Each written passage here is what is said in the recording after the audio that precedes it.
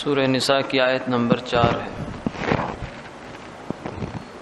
اعوذ باللہ من الشیطان الرجیم، بسم اللہ الرحمن الرحیم۔ وآتوا النساء صدقاتهن نحلة فإن طبن لكم عن شيء منه نفسا فكلوه هنيئا مريئا۔ صدق اللہ العظیم۔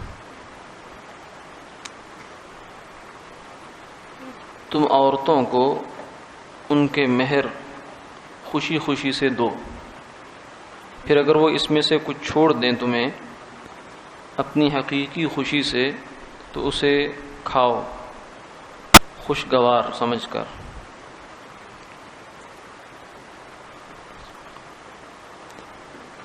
گزشتہ آیات میں یہ تذکرہ چل رہا تھا کہ یتیم بچیاں بعض دفعہ کسی کی کفالت میں ہوتی تھی تو ان کے ساتھ کئی طرح کی جو زیادتیاں ہیں وہ تھی، جن میں سے ایک یہ بھی تھی کہ ان کو مہر کم دیا جاتا تھا۔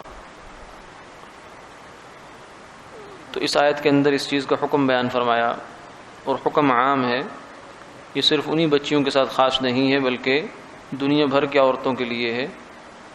البتہ اس کا پس منظر جو ہے وہ خاص ہے کہ عرب کے اندر عموماً مہر کے معاملے میں عورتوں کے ساتھ 3 قسم کی زیادتیاں ہوتی تھیں۔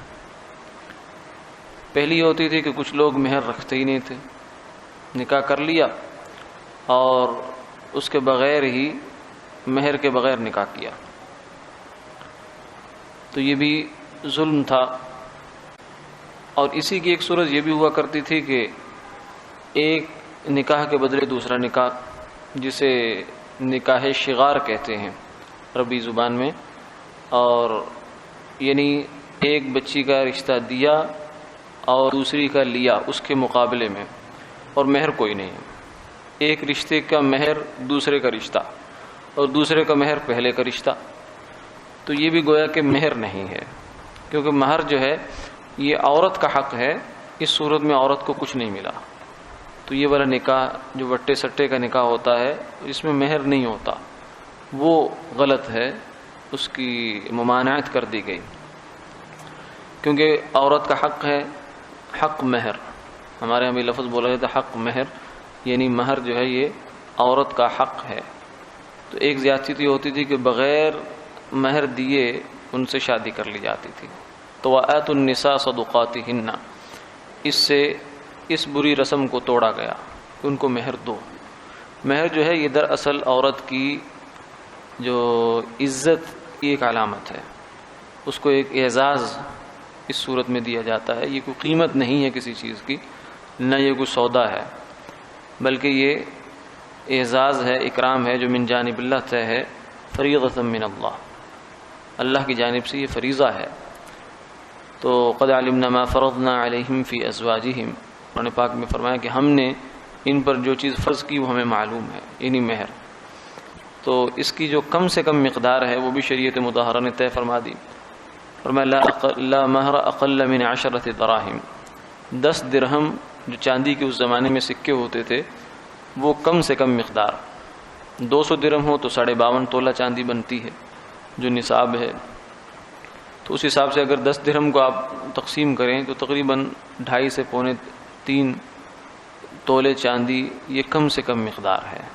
اس سے کم مہر شریعت کی نظر میں معتبر نہیں ہے، چاہے وہ دونوں رضامندی سے رکھیں لیکن وہ مہر معتبر نہیں، ان کو وہ مہر پورا کرنا پڑے گا۔ اور زیادہ کی کوئی حد نہیں ہے، جتنا مرضی کو رکھ لے۔ عام طور سے لوگ مہر فاطمی رکھتے ہیں، مہر فاطمی جو ہے اس کی مقدار 132 تولے چاندی ہے۔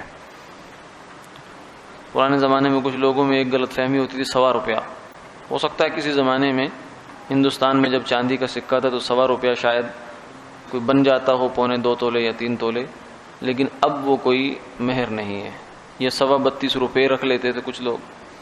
تو اس زمانے کے چاندی کے روپے تو مہر بن جائیں گے، لیکن آج کل کے زمانے میں تو 32-32 روپے میں تو 1 تولہ چاندی بھی نہیں آتی. 600-700 روپے تولہ ہے تو اس پہ تو 1 تولہ بھی نہیں پوری ہوگی. اس لیے مہر کی کم سے کم مقدار یہ ہے. ہاں زیادہ سے زیادہ کو رکھنا چاہیے، اس کی مرضی ہے، لیکن مہر جو ہے اس کو رکھتے ہوئے سوچ کر رکھنا چاہیے، یہ دینا ہے. قرآن پاک کی آج کی آیت میں یہی حکم ہے کہ عورتوں کو ان کے مہر ادا کرو نحلتاً، خوشی خوشی. دوسری زیادتی کا یہاں تذکرہ ہو گیا کہ کچھ لوگ پھر دیتے تو تھے لیکن بادل ناخواستہ، بد دلی کے ساتھ، بوجھ سمجھتے ہوئے اپنے اوپر، کہ جیسے کوئی تاوان دینا پڑ گیا، کوئی چٹی پڑ گئی ہے، کوئی چالان بھرنا پڑ گیا ہے، اس انداز میں وہ مہر ادا کرتے تھے. فرمایا کہ یہ بھی غلط بات ہے. جب وہ ایک خاتون ہے، اس نے آپ کے نام زندگی کر دی ہے، تو تمہیں جو ہے 4 پیسے دیتے ہوئے جو ہے وہ تمہاری جان نکل رہی ہے. یہ تو مال کی محبت ہے، بخل ہے. خوشی خوشی سے دو. اور تیسری زیادتی یہ کیا کرتے تھے کہ کچھ لوگ مہر مقرر کر لیتے تھے اور دیتے نہیں تھے، اور عورت سے کہہ سن کر معاف کر لیا کرتے تھے، معافی لے لیا کرتے تھے. تو وہ بیچاری نے کیا کہنا ہے؟ ظاہر ہے کہ وہ اگر نہیں معاف کرے گی تو وہ تو پھر گھر میں ایک عدالت لگانی پڑے گی. تو اس لیے وہ اس تلخی سے بچتے ہوئے، بدمزگی سے بچتے ہوئے، پریشانی سے بچتے ہوئے وہ معاف کر دیتی تھی. تو یہ جو معافی ہے، فرمایا یہ معافی صحیح معافی نہیں ہے، کیونکہ صحیح معافی وہ ہے جو ان طبن لکم عن شیء منہ نفسا، حقیقی خوشی کے ساتھ انسان کرے. جو حقیقی خوشی کے ساتھ نہ ہو، ظاہری خوشی ہو، مجبوری میں آدمی جو کام کر رہا ہو، چاہے بظاہر یہی لگ رہا ہے کہ وہ خوشی سے کام کر رہا ہے لیکن اندر سے خوش نہیں ہے، کوئی مجبوری اس کے پیش نظر ہے، اسے یہ نظر آ رہا ہے کہ اگر میں نے یہ کام نہیں کیا تو یہ میرے ساتھ ہو جائے گا، تو یہ حقیقی خوشی نہیں ہوتی. جیسے کہتے ہیں خان صاحب تھے، انہوں نے ان کے کسی بنین کے پیسے دینے تھے تو ان کو روزانہ تنگ کیا کرتا تھا. تو ان بیچاروں کے پاس تھے نہیں تھے. ایک دن انہیں غصہ آ گیا، انہوں نے اس بنین کو نیچے رکھ لیا اور اس کے سینے پہ چڑھ کر بیٹھ گئے اور کہنے لگے کہ میرے پیسے معاف کرو. اس نے کہا کہ اب پہلے تو صرف پیسوں کا مسئلہ تھا، اب جان کے لالے پڑ گئے. اسے کہنے لگا معاف کیا. کہتا نہیں، خوشی خوشی معاف کرو. کہتا جو خوشی خوشی معاف کیا. تو یہ خوشی معتبر نہیں ہے شریعت کی نظر میں. آقا علیہ الصلوۃ والسلام نے فرمایا لا تظلموا الا لا يحل مال امرئ مسلم الا بطيب نفس منه، کہ ایک دوسرے پر ظلم نہ کیا کرو. کسی کی ایک سوئی کے برابر بھی اگر چیز تم نے لے لی اور وہ خوش دلی سے اس نے تمہیں نہیں دی تو یہ تمہارے لیے حلال نہیں ہے، یہ حرام ہے. یعنی حرام جو ہے وہ صرف سود، جوا، رشوت، چوری، ڈاکہ نہیں ہے، یہ بھی حرام کی ایک قسم ہے. لا یحل، یہ چیز حلال نہیں ہے جو بغیر حقیقی خوشی کے بغیر جو لے لی، صرف ظاہری خوشی نہیں. اور یہ انسان کا اندر بول رہا ہوتا ہے، اس کو خود پتا ہے کہ یہ جو میں نے کام کروایا ہے یہ حقیقی خوشی سے ہوا ہے یا ظاہری ہوا ہے. اور بالکل یہی پریکٹس جو ہے وہ ہمارے ہاں چلتی ہے میراث کے مسئلے میں، کہ جب والد فوت ہو گیا، اب بہنیں ہیں، ان کو میراث میں حصہ ملا، تو بھائیوں کی خواہش یہی ہوتی ہے کہ اب یہ بہنیں ہمیں معافی کر دیں.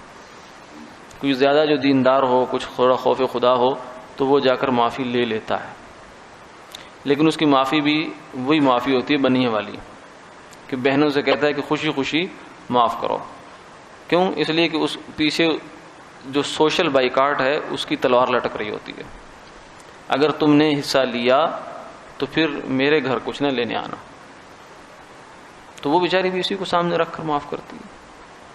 اس کا ایک معیار طے کیا حضرت تھانوی رحمہ اللہ نے لکھا، فرمایا کہ اس کا معیار یہ ہے کہ خوشی جاننے کا کہ واقعتاً خوشی ہے یا نہیں ہے، اس کا معیار یہ ہے کہ وہ چیز اس کے ہاتھ پہ رکھ دو اور سائڈ پہ ہو جاؤ. کچھ وقت گزر جائے، اس کے بعد بھی اگر وہ لا کر آپ کے ہاتھ پہ رکھے کہ مجھے بڑی خوشی ہے آپ یہ میری چیز استعمال کر لیں، تو اس کا مطلب تو یہ ہوا کہ دل خوش ہے. لیکن اگر ایسا نہیں ہے اور یقیناً نہیں ہے تو پھر یہ خوشی نہیں ہے، یہ ظاہری خوشی تو ہے، حقیقی خوشی نہیں ہے. اسی طریقے سے رشوت ہے کہ ایک آدمی جو ہے وہ رشوت دیتا ہے، خوشی سے دیتا ہے، گن پوائنٹ پہ تو نہیں دے رہا ہوتا، لیکن وہ مجبور ہوتا ہے. کسی نہ کسی درجے میں اس پر دباؤ ہے کہ یا تو اس کا کام صحیح جائز کام نہیں ہو رہا، یا اس کو کسی ظلم کا اندیشہ ہے اپنے اوپر، اپنے ساتھ زیادتی ہونے کی کوئی اس کو اندیشہ ہے، ڈر ہے، جس سے بچنے کے لیے وہ رشوت دے رہا ہے. چاہے وہ خوشی سے دے رہا ہے، چھپا کر دے رہا ہے، لیکن یہ لینے والے کے لیے رشوت ہی ہے، یہ حرام ہے، کیونکہ اس میں طیب نفس شامل نہیں ہے۔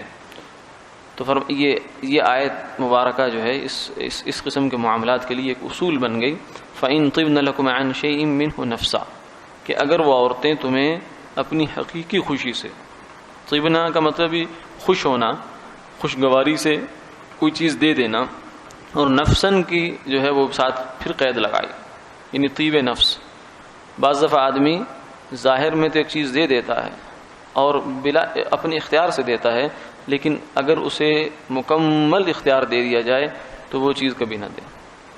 یہی وجہ ہے کہ آج تک ہم نے نہیں سنا کہ کسی بھائی نے بہن کو حصہ میراث کا دے دیا ہو اور 2 سال 4 سال گزرے ہوں، پھر بہن واپس لے آئی ہو کہ بھائی میرا زیادہ محتاج ہے، میں تو ٹھیک ہے، میرا گزارا چل رہا ہے، لہذا لے لو۔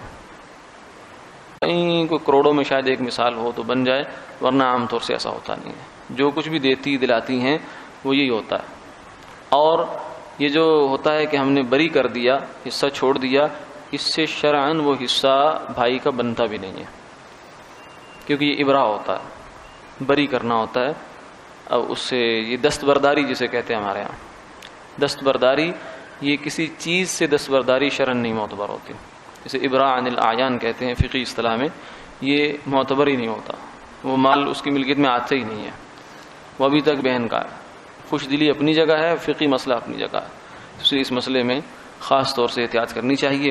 فَكُلُوهُ هَنِيئًا مَرِيئًا، فرمایا کہ ہاں یہ کام جب ہو جائے، تم بھی خوش دلی سے عورتوں کو مہر دو اور وہ بھی تمہیں واقعی حقیقی خوش دلی سے واپس کر دیں، کیونکہ میرے کس کام کا، چلو تمہیں ضرورت ہے یہ لے لو۔ تو فَكُلُوهُ هَنِيئًا مَرِيئًا، اگر حقیقی خوشی سے ملا ہے تو پھر خوشگوار سمجھ کر اس کو کھاؤ، لیکن اگر حقیقی خوشی نہیں ہے تو یہ لفظ یہ بتا رہے ہیں کہ پھر ہنیئا مریہ کا الٹ سمجھ لو، یہ پھر خوشگوار نہیں ہے، یہ پھر برکت والا نہیں ہے، یہ پھر عافیت اور سہولت والا نہیں ہے، کیونکہ اس میں اس مسلمان کی خوشی شامل نہیں جس کا یہ مال ہے، چاہے وہ بیوی ہو، چاہے وہ بہن ہو، چاہے وہ بھائی ہو، چاہے وہ دوست ہو، پڑوسی ہو، تو اس کی حقیقی خوشی کا خیال رکھنا چاہیے۔ وآخر دعوانا الحمدللہ رب العالمین۔